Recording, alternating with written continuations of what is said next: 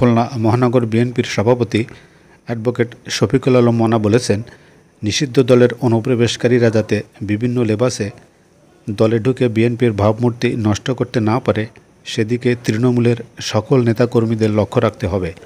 তিনি বলেন, ফ্যাসিবাদের বিরুদ্ধে আমাদের প্রাথমিক বিজয় অর্জিত হয়েছে। এখন চূড়ান্ত বিজয়ের জন্য আমাদেরকে ঐক্যবদ্ধভাবে কাজ করতে হবে। জনগণের ভোটের অধিকার ফিরিয়ে দিতে আমরা দীর্ঘদিন আন্দোলন সংগ্রাম করেছি।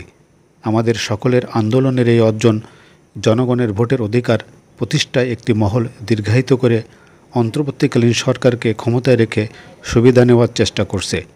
তিনি সোমবার 17 মার্চ খানজানালী থানার আটরা গিলেতলা ইউনিয়ন বিএনপির উদ্যোগে আয়োজিত বিভিন্ন রাজনৈতিক ও সামাজিক সংগঠনের নেতৃবৃন্দ, এলাকার বিশিষ্ট ব্যক্তিবর্গের সম্মানে দোয়া ও ইফতার মাহফিল অনুষ্ঠানে প্রধান অতিথির বক্তৃতায় একথা বলেন।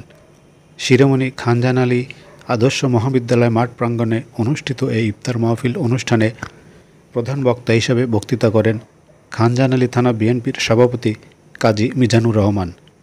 বিশেষ অতিথি হিসাবে বক্তৃতা করেন থানা বিএনপির সাধারণ সম্পাদক আবু সাইদ হাওলাদার আব্বাস। দোয়া ও ইফতার মাহফিল অনুষ্ঠানে স্থানীয় ওয়ার্ড ও ইউনিয়ন বিএনপি এর অঙ্গ ও সহযোগী সংগঠনের বিভিন্ন পর্যায়ের নেতৃবৃন্দ উপস্থিত ছিলেন।